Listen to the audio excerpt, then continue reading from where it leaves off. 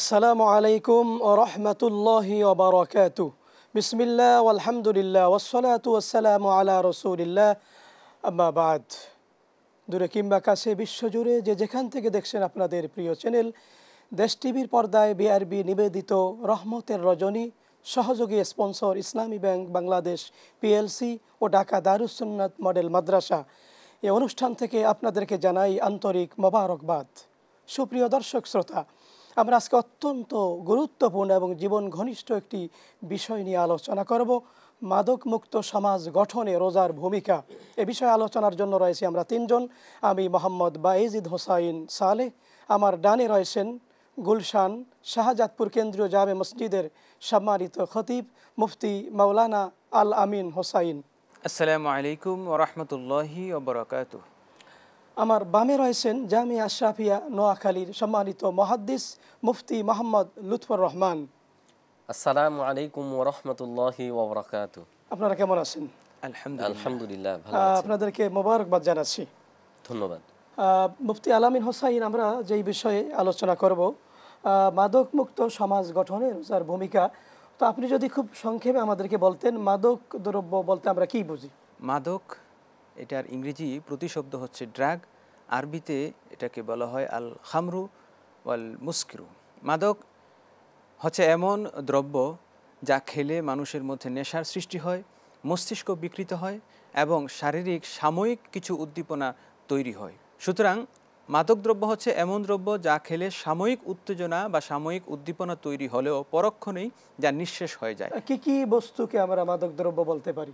যেমন heroin, cocaine, Phensedyl, আফিম, গাঁজা, এই ধরনের যত জিনিস রয়েছে এই সব কিছুই মাদকের অন্তর্ভুক্ত, এবং মদ সহ অ্যালকোহল জাতীয় যত জিনিস রয়েছে, হোক সেটি উদ্ভিদ থেকে তৈরি কিংবা রাসায়নিক জিনিস হলেও সেটি সবগুলোই মাদকের অন্তর্ভুক্ত হবে। কারণ রাসূল সাল্লাল্লাহু আলাইহি ওয়াসাল্লাম বলেছেন, কুল্লু মুসকিরিন খামর ওয়া কুল্লু খামরিন হারাম। প্রত্যেক নেশা জাতীয় দ্রব্যই হচ্ছে মদ এবং প্রত্যেক মদই হচ্ছে হারাম। শুকরিয়া, জাযাকাল্লাহ, সুন্দর আপনি বলেছেন। মাওলানা লুৎফর রহমান, আমরা তো মাদক দ্রব্যের পরিচয় পেলাম, এখন মাদক দ্রব্যে দূরীকরণের রোজার ভূমিকা আছে, যদি আপনি এই বিষয়ে সংক্ষেপে বলেন। নাহমাদুহু ওয়া নুসাল্লি আলা রাসূলিহিল কারীম, আম্মা বাদ। মাদক নিধনে রোজার ভূমিকা, আমরা যদি এই বিষয়টা নিয়ে আলোচনা করতে যাই তাহলে আমাদের সামনে প্রথমেই যে বিষয়টা আসে সেটা হচ্ছে রমজান আমাদের জন্য কিসের বার্তা নিয়ে আসে। রমজান আমাদের মাঝে সবর এবং আত্মসংযমের বার্তা নিয়ে আসে। আল্লাহ রাব্বুল আলামিন পবিত্র কোরআনের ভিতরে সূরা বাকারাতে ইরশাদ করেন, আউযু বিল্লাহি মিনাশ শাইতানির রাজীম, ইয়া আইয়ুহাল্লাযীনা আমানু কুতিবা আলাইকুমুস সিয়াম কামা কুতিবা আলাল্লাযীনা মিন ক্বাবলিকুম লাআল্লাকুম তাত্তাকুন। মহান রব্বুল আলামিন আমাদেরকে বলেন যে, হে আমার বান্দারা, আমি তোমাদের জন্য রোজাকে ফরজ করেছি যেমনিভাবে তোমাদের পূর্ববর্তীদের জন্য আমি রোজাকে ফরজ করেছি। কেন? যাতে করে তোমরা মুত্তাকি হতে পারো। মুত্তাকি কাকে বলা হয়? মুত্তাকি হলো, এটা একটা আরবি শব্দ, অর্থাৎ ইত্তাকা ইয়াত্তাকি, বেঁচে থাকা অর্থে যারা বেঁচে থাকতে পারে, বিরত থাকে তাদেরকে আমরা মুত্তাকি বলি। এখন কোন জিনিস থেকে বিরত থাকে আমরা মুত্তাকি বলি? সকল ধরনের গুনাহ থেকে বেঁচে থাকার নামই হচ্ছে মুত্তাকি। আল মুত্তাকি মাইয়াত্তাকি আনিল মাসিয়া, যিনি গুনাহ থেকে বিরত থাকতে পারেন উনি হচ্ছে মুত্তাকি। এখন রমজান মাস আমাদের কাছে এই বার্তা নিয়ে আসে যে আমাকে সকল ধরনের সমস্ত গুনাহ আমাকে পরিহার করতে হবে। এবং আমরা দেখি রোজার সময় রোজাদারেরা সাধারণত রমজানের দিনে তারা গুনাহ থেকে বেঁচে থাকার চেষ্টা করে, আর এই চেষ্টাটা হচ্ছে আত্মসংযম। এবং আমরা এখন যদি বলতে চাই কোনো মানুষ যদি মাদক থেকে বাঁচতে চায় তাহলে তার প্রথম যে করণীয় সেটা হচ্ছে আত্মসংযম। কারণ কোনো ব্যক্তি যদি আত্মসংযম না করতে পারে তাহলে তার দ্বারা কখনো মাদক থেকে বাঁচা সম্ভব না। সুতরাং রমজান আমাদের জন্য যে আত্মসংযমের বার্তা নিয়ে আসে, যদি আমরা এই বার্তাকে লালন করতে পারি এবং নিজের ভিতরে আত্মসংযমের গুণ আমি লালন করতে পারি, তাহলে অবশ্যই মাদক থেকে বেঁচে থাকা এবং রমজানের পরিপূর্ণ ফায়দা হাসিল করা আমার দ্বারা সম্ভব হবে, এবং যারা এই রোগে আক্রান্ত আছেন তাদের এই থেকে পরিত্রাণ পাওয়া অবশ্যই সম্ভব। শুকরান, জাযাকাল্লাহ লুৎফর রহমান সাহেব, আপনি চমৎকার আলোচনা করেছেন। আমরা আবারও আসবো। মুফতি মাওলানা আল আমিন হোসাইন, মাদক দ্রব্যের কুফলের বিষয়ে কোরআন সুন্নাহয় কিন্তু দিক নির্দেশনা আছে, যদি আপনি সংক্ষেপে বলেন। ধন্যবাদ। আল্লাহ সুবহানাহু ওয়া তাআলা যেই সূরা বাকারায় 183 নম্বর আয়াতে রমজানুল মোবারকের রোজা ফরজ করেছেন, সেই সূরা বাকারায় আল্লাহ সুবহানাহু ওয়া তাআলা মাদক দ্রব্য সম্পর্কে বলেছেন। আল্লাহ বলছেন, ইয়াসআলুনাকা আনিল খামরি ওয়াল মাইসির, হে নবী, তারা আপনাকে মদ এবং জুয়া সম্পর্কে, মাদক দ্রব্য সম্পর্কে জিজ্ঞেস করবে। আপনি বলে দিন, ইন্নামাল খামরু ওয়াল মাইসিরু ওয়াল আনসাবু ওয়াল আজলাম রিজসুম মিন আমালি শাইতান। মদ, জুয়া, এ ধরনের মাদকদ্রব্য যত কিছু আছে এই সবগুলি নাপাক এবং এগুলো শয়তানের কারসাজি। এই জন্য পৃথিবীতে যেই দ্রব্য হোক, চাই রাসায়নিক কিংবা সেটা উদ্ভিদজাত, যেটাই হোক না কেন, এর মাধ্যমে মানুষের যদি মাদকতা আসে, এই মাদকতাটা শরীরের জন্য, দেহের জন্য ক্ষতিকর এবং আল্লাহ সুবহানাহু ওয়া তাআলা সকল মাদক দ্রব্যই বান্দার জন্য হারাম করে দিয়েছেন।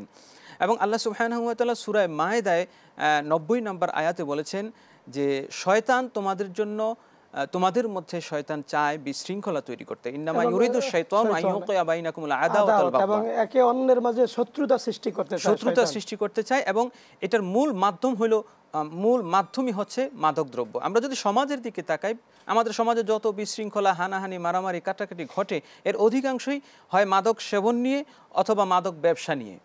এবং রমজানুল মুবারক এসেছে আমাদের মাঝে এমন একটি আত্মসংযমের পরিবেশ তৈরি করবে, যার মাধ্যমে আমরা এই মাদক থেকে বেঁচে থাকতে পারবো। এবং রাসূল সাল্লাল্লাহু তাআলা আলাইহি ওয়াসাল্লামও যে বিষয়টি বারবার সতর্ক করে দিয়েছেন যে কুল্লু মুসকিরিন খামর, মুসলিম শরীফের হাদিস, ওয়া কুল্লু খামরিন হারাম, প্রত্যেক মাদক দ্রব্য বা নেশাজাত দ্রব্যই হচ্ছে মদ এবং প্রত্যেক মদই হচ্ছে হারাম। আর রাসূল সাল্লাল্লাহু আলাইহি ওয়াসাল্লাম আরও সাবধান করে দিয়েছেন, মান শারিবাল খামরা, যে ব্যক্তি পৃথিবীতে মদ পান করবে, ইসকিহি ইয়াউমাল কিয়ামাতি মিন তিনাতিল খাবাল, যে ব্যক্তি মদ বা নেশাজাতীয় কিছু পান করবে, আল্লাহ সুবহানাহু ওয়া তাআলা জাহান্নামে তাকে তিনাতুল খাবাল থেকে পান করাবেন। শুকরিয়া, জাযাকাল্লাহ, আপনি চমৎকার বলেছেন। আমরা আবারও আসবো। তো আমরা আলোচনা শুনতেছিলাম মাদক দ্রব্য নিয়ে। মাওলানা লুৎফুর রহমান, আপনি সুন্দর বলেছেন আত্মসংযমের কথা। এটা রোজা আমাদেরকে শিক্ষা দেয়, রমজান আমাদেরকে শিক্ষা দেয়।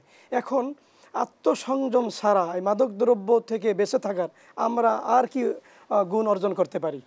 জি, ধন্যবাদ। রমজান মাসে রমজান আমাদের জন্য যে বার্তা নিয়ে আসে, আমরা যদি এগুলোর যথাযথ পালন করতে পারি, তাহলে শুধু আত্মসংযম নয়, এমন আরও বহু উপাদান রয়েছে যেগুলো দ্বারা আমরা মাদক থেকে বাঁচতে পারি। যেমন আমরা রমজান আমাদের জন্য ইবাদতের মৌসুম, ইবাদতের বসন্তকাল বলি আমরা রমজানকে। এই ইবাদত মানুষের মনে যে প্রশান্তি নিয়ে আসে, আমরা যদি রমজানের প্রতিটা মুহূর্ত এরকম ইবাদতে কাটাতে পারি, রহমত, নাজাত, মাগফিরাতের বার্তা যদি নিজেদের ভিতরে যথাযথ আমরা প্রয়োগ করতে পারি এবং নিজেদেরকে ইবাদতের রঙে যদি আমরা রাঙাতে পারি, তাহলে আমাদের ভিতরে যে একটা রুহানিয়াত সৃষ্টি হবে এবং ইবাদতের যে মজা আমরা পেয়ে যাব, সেই মজা আমাদেরকে মাদক থেকে অবশ্যই দূরে রাখতে সক্ষম হবে বলে আমরা আপনার সাথে যোগ করতে চাই। যদি আমরা ইবাদত বেশি করে করতে পারি, মাদক দ্রব্যের নাই যেই ঘৃণিত যেই স্বভাব বা গুণগুলো অটোমেটিক আমাদের থেকে অবশ্যই চলে যাবে, দূর হয়ে যাবে। শুকরিয়া, জাযাকাল্লাহ। আমরা আবার আপনার কাছে আসবো। সুপ্রিয় দর্শক শ্রোতা, আপনারা দেখছেন বিআরবি নিবেদিত রহমতের রজনী, সহযোগী স্পন্সর ইসলামী ব্যাংক বাংলাদেশ পিএলসি এবং ঢাকা দারুস সুন্নাত মডেল মাদ্রাসা। সময় হয়েছে বিজ্ঞাপন বিরতির। ফিরবো একটু পরেই, আমাদের সাথেই থাকুন।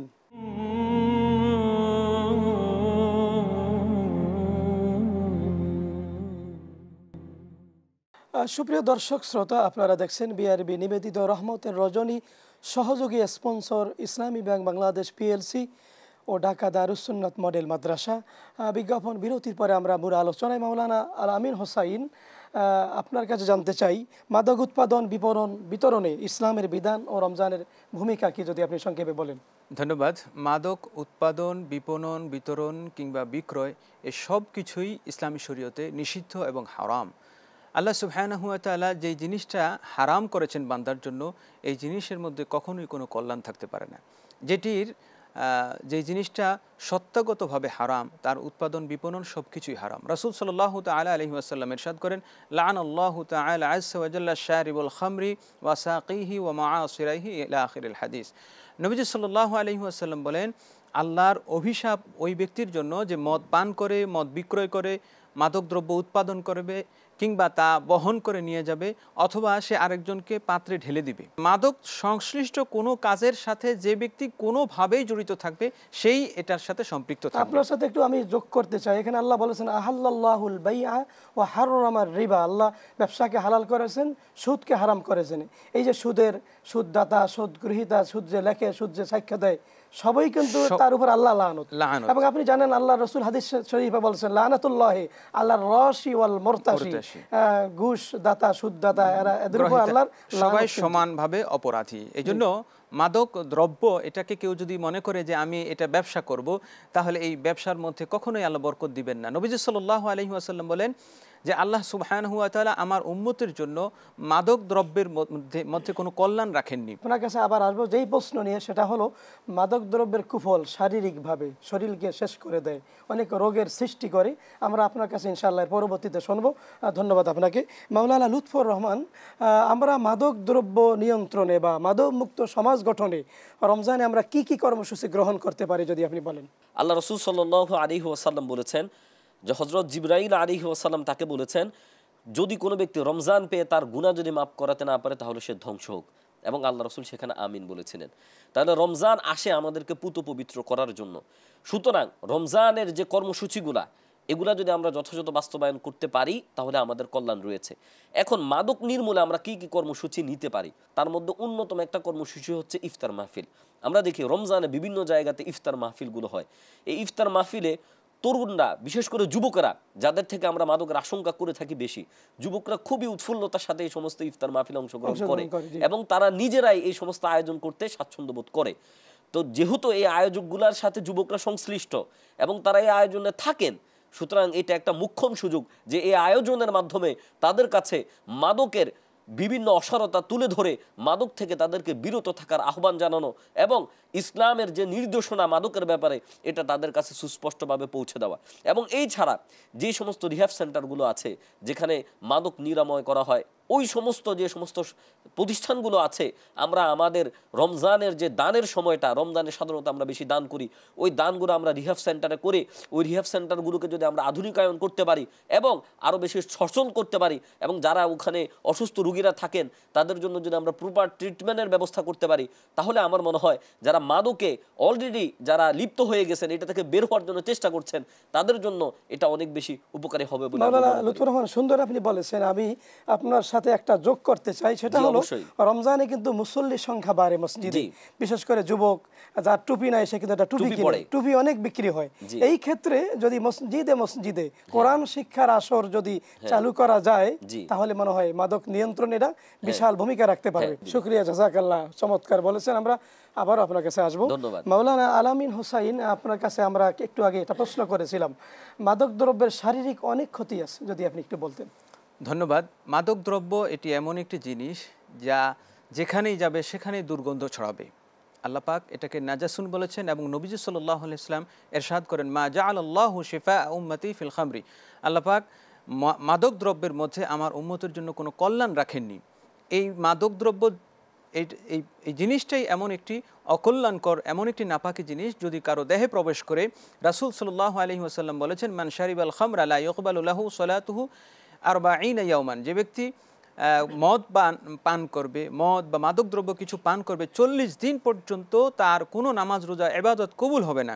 আল্লাহ সুবহানাহু ওয়া তাআলা সতর্ক করে দিয়েছেন, লা তাকরাবুস সালাতা ওয়া আনতুম সুকারা, তোমরা মাদক দ্রব্য সেবন করে নামাজের কাছেও এসো না।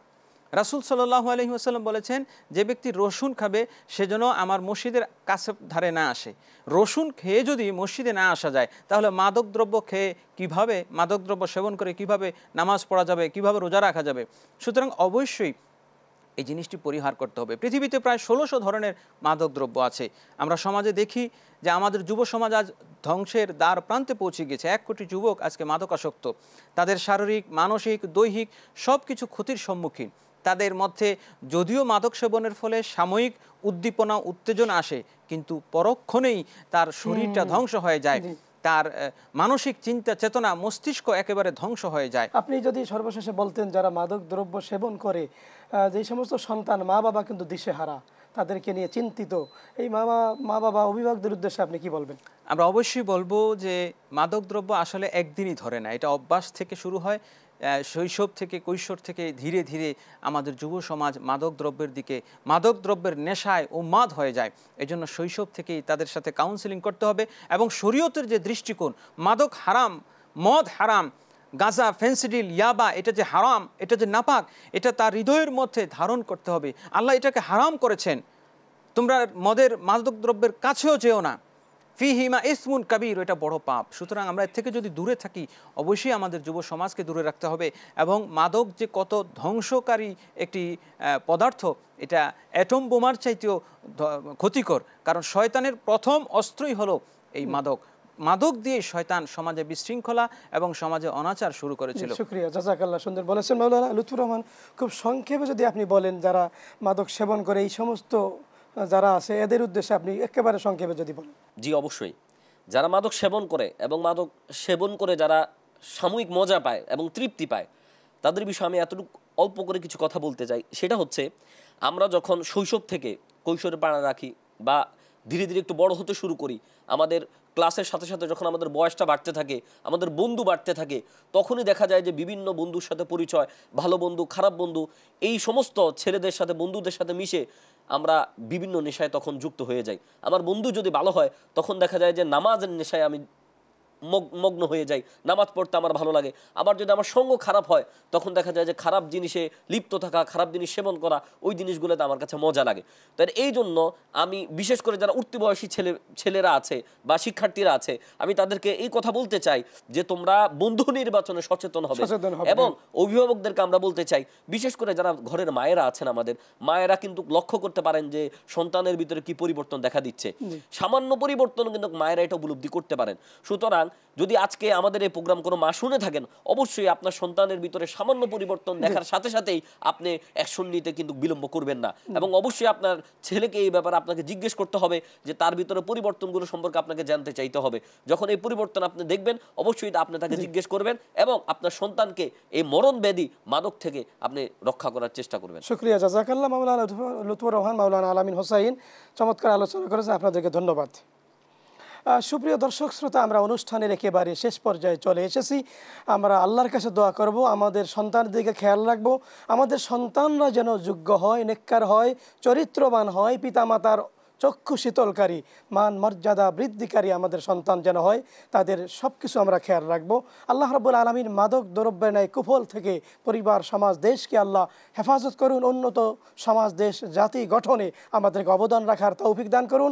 সুপ্রিয় দর্শক শ্রোতা, বিআরবি নিবেদিত রহমান রজনী সহযোগী স্পন্সর ইসলামী বাংলাদেশ লিমিটেড ও ঢাকা দারুস সুন্নাত মডেল মাদ্রাসা অনুষ্ঠানটি ইনশাআল্লাহ আগামী পর্বে আপনারা দেখবেন। নতুন কোনো বিষয়, নতুন অতিথির সাথে সকলের সুস্বাস্থ্য ও সার্বিক কল্যাণ কামনা করে আজকের মতো শেষ করছি। আল্লাহ হাফেজ। আসসালামু আলাইকুম ওয়া রাহমাতুল্লাহি ওয়া বারাকাতুহু।